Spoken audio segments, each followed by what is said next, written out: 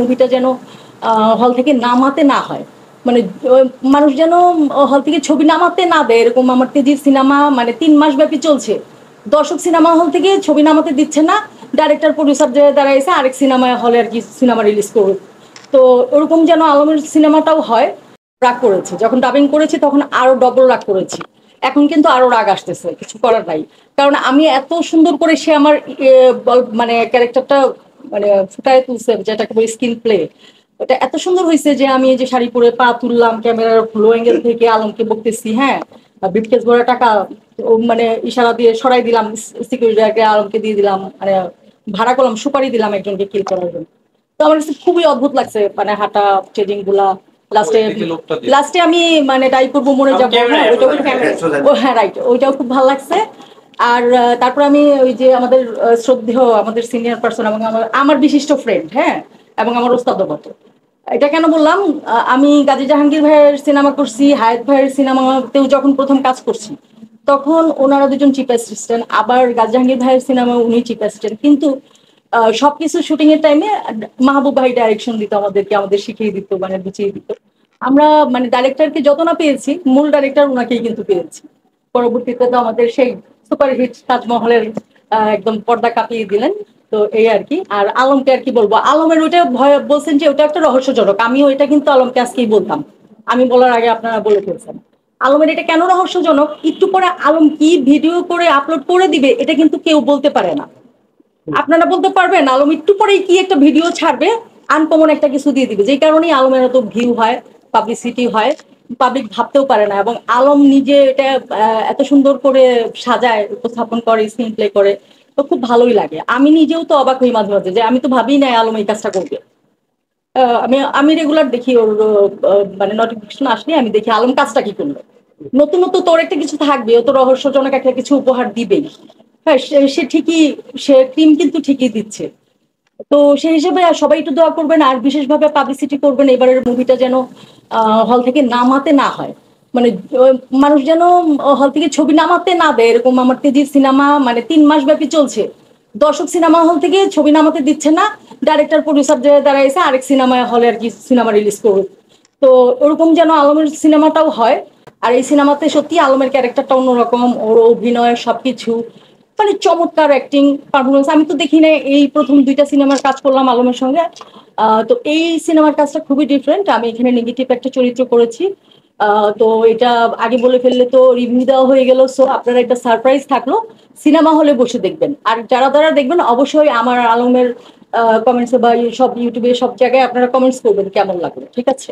আপু, যখন আপনি তেজি সিনেমাতে অভিনয় করেছিলেন তখন বাংলাদেশে হল সংখ্যা ছিল প্রায় 450 বা 450 হল সংখ্যা ছিল। 1400 কিন্তু অত হলে রিলিজ হতো না, সবসময় 70-80টা হলেই রিলিজ হতো। অনেক সময় মানে সুপার বাম্পার হিট হলে 120টা হলে রিলিজ এরকম হতো আর কি। 3-4টা সিনেমা হল মিলিয়ে এরকম 500-600 মানে রিলিজ একসাথে হতো কাউন্ট করার পরে। এখন তো অত হল নেই, এখন না না, এখন হল আছে, এখন হল আছে, এখন তো আরো বেশি আমাদের মানে ইয়া হওয়ার কথা। এখন যেই সিনেমা হলগুলো আছে এখানেই তো সিস্টেম, মানে এরা 3 মাস ব্যাপী সিনেমাগুলো নেয়। আর আগে নেগেটিভ পজিটিভ ক্যান্টেন নিয়ে দৌড়াদৌড়ি অনেক ব্যাপার ছিল।